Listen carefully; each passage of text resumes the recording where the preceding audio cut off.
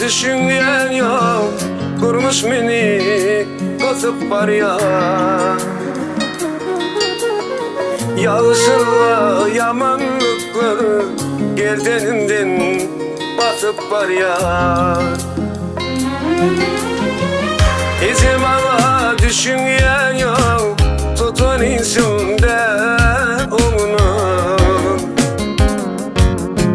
Hile bilin yol alyanır. Orun yok gayrata doğma. Hiç bana düşünen yok. Buradını bilenler bak. Kelver işte bekleyip kullan. Yürüp bağrım diyene bak. Bizim ona düşünen yok. Kuşma çık ya dost diyenim. Yenmanın dipireye bana sasaktan bu diyenim.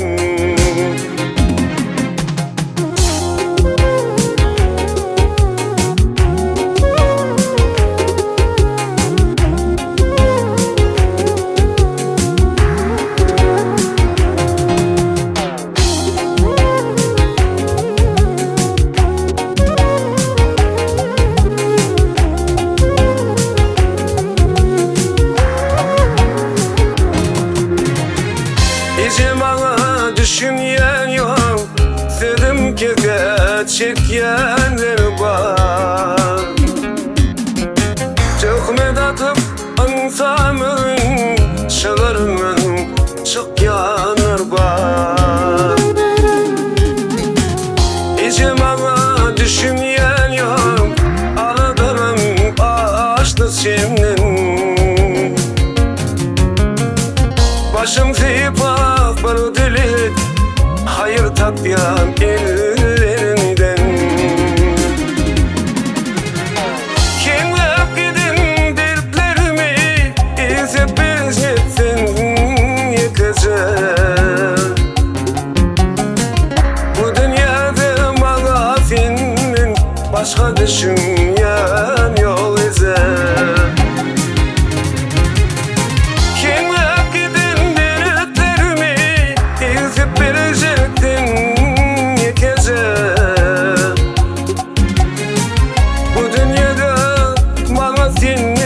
Başka düşünen yol ezer.